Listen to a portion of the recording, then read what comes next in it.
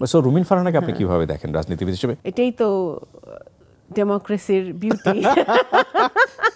আমরা সকল বিউটিকেই প্রশ্ন করতে চাই।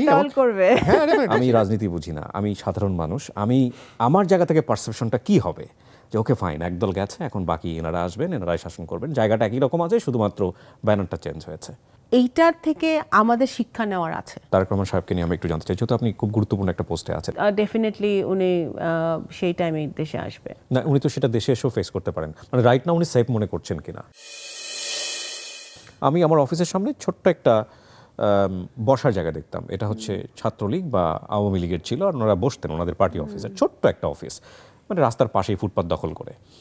খুব ইন্টারেস্টিং ফ্যাক্ট হলো, যেদিন বর্তমান সরকার দায়িত্ব নিলেন ঠিক তার পরদিনই দেখলাম পুরো জায়গাটাকে সুন্দর করে পেইন্ট করা হলো, সাদা পেইন্ট। প্রথমে ভাবলাম ঠিক আছে, গেছে এটা, এখন আমরা ফুটপাত দিয়ে হাঁটতে পারবো।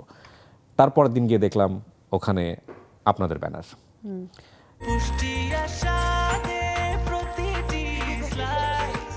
ব্রেকফাস্ট, টিফিন কিংবা স্ন্যাক টাইমে মজাদার আয়োজন মানে অল টাইম ব্রেড। একজন সাধারণ মানুষ প্রতিদিন একটা রাস্তা দিয়ে যায়, সে ওই জায়গাটায় গত 16 বছরে একটা দলের ম্যানিফেস্টো বা একটা দলের ছবি ওখানে দেখে এসছে। রাতারাতি সেখানে আরেকটা দলের ছবি সে দেখছে, এবং সে জানে যে বাংলাদেশে আওয়ামী বিএনপির বাইরে আসলে বড় কোনো রাজনৈতিক দল নেই।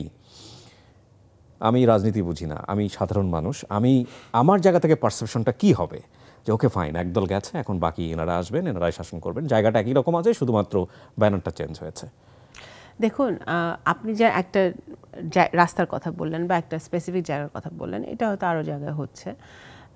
আমাদের দল থেকে এটা কিন্তু একটা খুবই ক্লিয়ার একটা মেসেজ দেওয়া হচ্ছে একেবারে উচ্চ পর্যায় থেকে, যে বিএনপি এখন সরকারে নাই, আওয়ামী লীগ গেছে, হাসিনা গেছে, বিএনপি নাই, এখন একটা ইন্টারিম গভর্নমেন্ট আছে। তো বিএনপির এখন খুবই সতর্কতার সাথে পা ফেলতে হবে, এবং এখনও আমরা মনে করি যে সিচুয়েশন স্টেবল না। মানে বিভিন্ন ধরনের ঘটনা থেকে আমাদের কাছে যে সেটা উপলব্ধি হয় যে সিচুয়েশন স্টেবল না, আরও প্রফেসর ইউনূস সাহেবের সরকারকে আরও শক্তভাবে হাল ধরা উচিত। সেই ক্ষেত্রে সেই বাস্তবতায় কিন্তু এই মেসেজটা কিন্তু আমাদের মেসেজিংটা হচ্ছে তৃণমূল পর্যন্ত। এখন কেউ মানছে, কেউ মানছে না। যেমন ধরেন, অনেক জায়গায় যেই জায়গায় আমরা খবর পাচ্ছে যে চাঁদাবাজি করছে বিএনপির নামে বা কোনো জায়গায় দখল করতে যাচ্ছে, সেটা কিন্তু খবর পাওয়ার সাথে সাথে এটা ভেরিফাই করার আগে অ্যাকশন যাচ্ছে, ভেরিফাইটা পরে হচ্ছে। হ্যাঁ, তো সেই ক্ষেত্রে তো দল একটা খুব স্ট্রং, মানে কঠোর জায়গায় আছে। এখন সবাইকে তো, এখন এত বড় দল, সবাইকে তো থামানো যায় না। এখন তৃণমূল পর্যন্ত আমাদের নেতাকর্মী, ওয়ার্ড লেভেল পর্যন্ত আছে, সব অঙ্গ সংগঠন আছে, মূলদল সব জানেন। এখন কে কোথায় পোস্টার লাগাচ্ছে সেটা দেখাটাও এখন একটা কাজ হয়ে গেছে। এখন আমি মনে করি যে হাসিনার যে এক্সিট বা আওয়ামী লীগের যে অবস্থা হয়েছে, যে within a second cabinet vanish হয়ে গেছে, একটা পার্লামেন্ট ভ্যানিশ হয়ে গেছে, এইটার থেকে আমাদের শিক্ষা নেওয়ার আছে।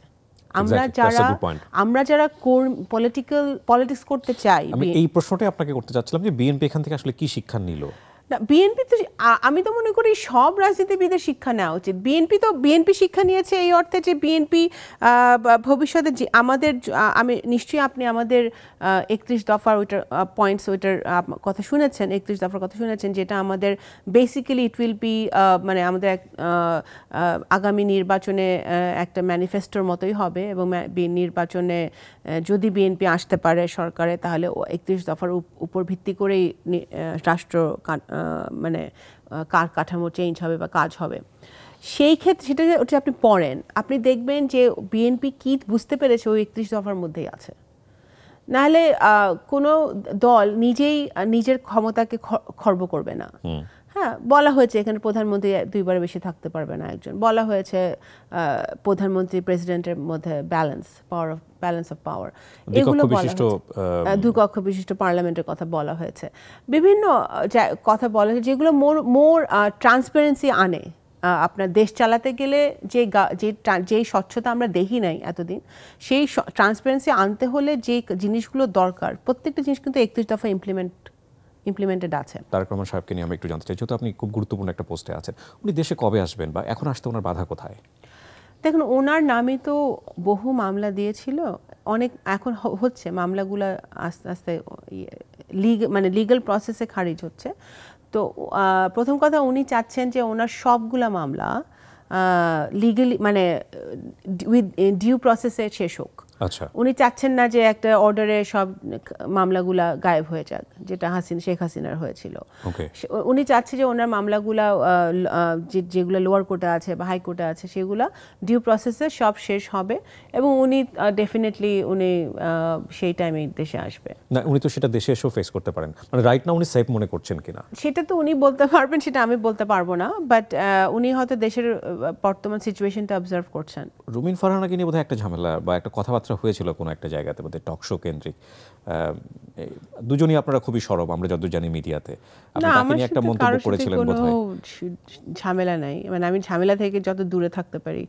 আই এম দ্য মোস্ট মানে বলে না মানে কিউরিয়াসিটি থাকে না মানুষের, আমার হলো এমন একটা মানুষ যে আমার কারোর ব্যাপারে কোনো কিউরিয়াসিটি নাই। সো রুমিন ফারহানাকে আপনি কিভাবে দেখেন রাজনীতিবিদ হিসেবে? ভালো, I know her very well, she comes from a political background, সে বিএনপির জন্য ভালো কাজ করেছে, সো ভালো কাজ কন্টিনিউ করছে, দ্যাট ইজ গুড। আমি শুনুন, আপনি যদি বিএনপি যে কাউকে জিজ্ঞেস করবেন আপনি জানবেন যে আমি পার্সোনালি সবসময় মেয়েদেরকে প্রমোট করি বিএনপিতে, এবং ইভেন এনি প্লেস, এবং কেউ যদি আমার কাছে আসে I try to help them কোথায়। সো আমি সবসময় মনে করি যে আরও অনেক নারীরা পলিটিক্সে আসা উচিত, এবং ভালো মানে এডুকেটেড নারীরা যত বেশি পলিটিক্সে আসবে, পলিটিক্স তত ক্লিন হবে, তত ভালো হবে, অ্যান্ড ইটস নিডেড। সো আমার কারোর সাথে কোনো বিরোধ নাই, সবাই যে যার জায়গা থেকে কাজ করবে, যে যার যোগ্যতা নিয়ে এগিয়ে যাবে।